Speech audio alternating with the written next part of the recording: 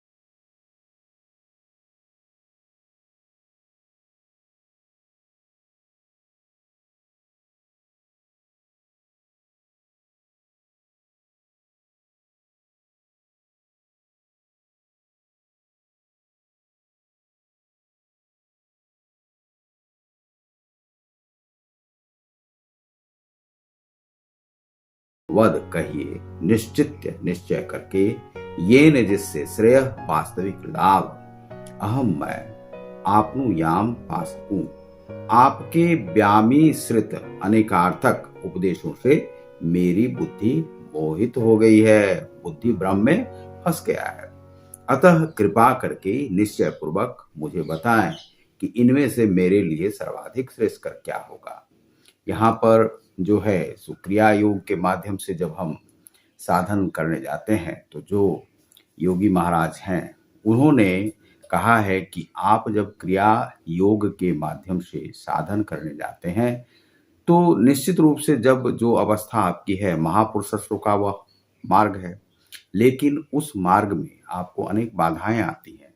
कई बार यह संशय होता है कि क्या घर द्वार बार ये सब जो है, क्या योग के माध्यम से हम उस सब को साध सकते हैं? क्या वह जरूरी है, या ईश्वर जरूरी है, या हम जरूरी है? तो महापुरुषत्व इसे माना गया है, लेकिन हम इसमें पलायन का समर्थन नहीं करते हैं। समर्थन हम उसका करते हैं जो ईश्वर की जो साधना है, ईश्वर की साधना आप करें, लेकिन अपने गृहस्थ धर्म को बचाते हुए। यहाँ पर मोह में फंस गए हैं, और श्री कृष्ण ने जो बातें बताई अर्जुन को, तो वह मोह में फंस गए।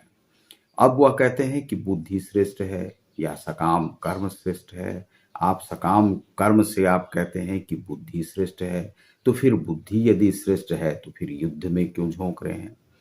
अब यह बातें आखिरकार वह किसी भी प्रकार का साधन में भी प्रवृत्त नहीं होना चाहते हैं। इसी प्रकार की यही स्थिति होती है जो साधन कर्म करने वाले लोग हैं, उनके पास भी यही स्थिति होती है कि वे साधन मार्ग में जाने से संशय में रहते हैं, और उस संशय को का जो जाल फंसा रहता आंखों के आगे में, हृदय के आगे में, उसे समाप्त करना बहुत ही आवश्यक है। यदि आप ईश्वर और स्वयं में मैं और तुम के भेद को नहीं मिटा पाते हैं, तो आप समझिए ईश्वर को प्राप्त नहीं कर सकते हैं। मैं और तुम, ईश्वर को प्राप्त करना क्या है? क्या आपके पास ईश्वर रहने लगते हैं? क्या ईश्वर ही आपके बगल में बैठते हैं? यह सब नहीं है। तब जाना किसी को, तो जब आप ईश्वर को जानते हैं तो ईश्वर ही हो जाते हैं। कैसे हो जाते हैं? क्योंकि कर्म आपके परिवर्तित होने लगते हैं, और कर्म आपके परिवर्तित होने लगते हैं योग से आप में शुद्धता आती है। शुद्धता आने से हृदय शुद्ध होता है, बुद्धि शुद्ध होता है। बुद्धि के शुद्ध होने से आप जो है, जो भी अंधत्व का और वह माया जाल का और वह जो मकर जाल आपके नैनों के आगे में फंसा हुआ था, वह मिट जाता है। तब आप संसार को उस चक्षु से देखने लगते हैं जहां पर कि आपको ईश्वर दिखाई पड़ने लगता है। आप कहाँ खड़े हैं वहां पर दिखाई पड़ने लगता है। ईश्वर कहाँ कहाँ है, किन किन कणों में है, वह आपको मिलने लगता है। तो आप जब दुखी को देखते हैं तो आप भी दुखी हो जाते हैं, सुखी को देखते हैं तो सुखी हो जाते हैं। लगता है कि आनंद में संसार है। लेकिन बहुत जो योगी होते हैं, जो साधन कर रहे हैं, वह दूसरे के दुख को बर्दाश्त नहीं कर पाते हैं। लेकिन हर एक लोगों में यह जो आप देखते हैं कि बहुत लोग निर्दयी होते हैं, तो वह क्यों होते हैं? क्योंकि उनकी आत्मा का परिष्कार नहीं हुआ है, बुद्धि का परिष्कार नहीं हुआ है, हृदय का परिष्कार नहीं हुआ है। उसका जो पुरस्चरण करने से जो परिष्कार होगा, तब उसके बाद ही आप जो है सो जान पाएंगे कि ईश्वर क्या होता है। ईश्वर कण कण में वास करते हैं, तब आप समझ पाएंगे। तो यही यहाँ पर श्री कृष्ण से अर्जुन पूछ रहे हैं। तुम कहते हो कि बुद्धि जो है सो वही श्रेष्ठ है, सकाम कर्म श्रेष्ठ नहीं है, उससे बुद्धि श्रेष्ठ है। तो हम ब्रह्मजाल में फंस गए, जिसका हम आगे भी विवेचन करेंगे। तो यह आपने देखा प्रथम और द्वितीय श्लोक, यह आपको तृतीय अध्याय से। बहुत बहुत धन्यवाद। नमस्कार।